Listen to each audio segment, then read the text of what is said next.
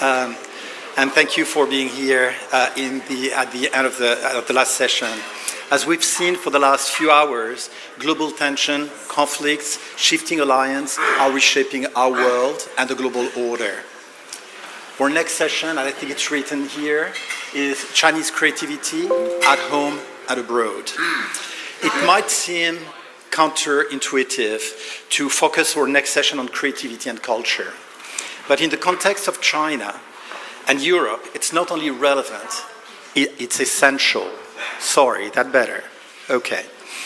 And of course, it's essential that I would have to say that being the person in charge of culture and art and with partners in crime here to do the programming on arts and culture, you would not expect me to say it's not important. But as geopolitics harden, culture remains one of the last frontier for genuine dialogue. Many of you in this room know that beyond politics and trade, it's often through art, design, film, food, as Joyce said very earlier, food is important, and language that real connections happen. Where diplomacy may falter, art, literature, and shared story continue to build bridges.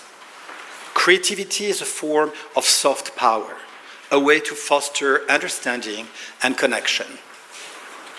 Europe and China are both cultural giants, with rich history and dynamic creative sectors. But how they express and export culture differs, and often reflecting deeper values. And I want to emphasize on value, because this is what it's all about. Europe champions openness, diversity, and rights. China balances heritage with state-guided modernity. This difference makes dialogue challenging, but also more important and urgent. Beyond identity, let's remember one thing. Creative industries are economic powerhouses. In both regions, they generate millions of jobs and billions in value. From fashion to film to gaming to architecture, creativity is not an expression, it's a strategy. And in today's digital world, where content is shaped with algorithm and controlled by a few platforms, cultural autonomy matters. How we tell story, who gets heard, what values are embedded in our digital space are now geopolitical questions. Lastly, creativity has a role in shaping our shared future. Shared future, which is at the core of Asia society mission and values. From climate change to social cohesion, we need imaginative thinking, narrative that moves people, not policies that just move paper. So why talk about creativity and culture now between China and Europe?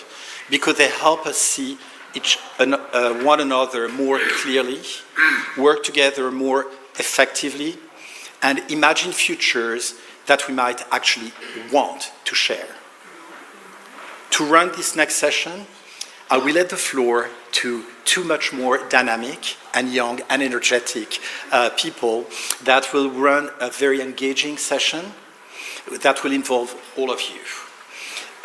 But before I do that, I want to apologize on one of our panelists who is gone. Qingqing, but it was on the original program.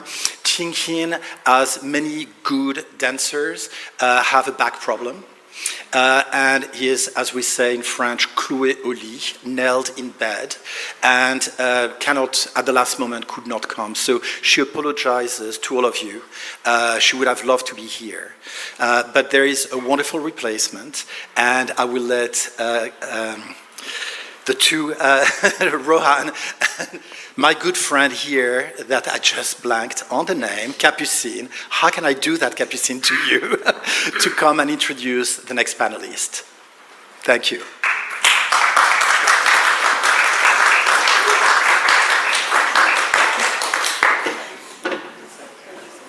Hi, everyone. We're really far from each other. Yeah, we're far from each other now, but it will fill up. Our heart is close. Yes.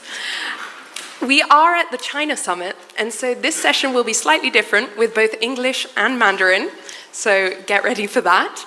I will start by introducing Jiang Chong'er, who is a designer and artist. She co-founded Shangxia with Hermès, which is some of the most beautiful furniture I've ever seen in my life, that's inspired by Chinese craftsmanship and tradition. She's also an artist who recently, last year, exposed at the Musée Guimet here in Paris, and her exhibition was not only inside, but also outside on the facade with all of her sculptures. So Jiang Chong'er, please come up.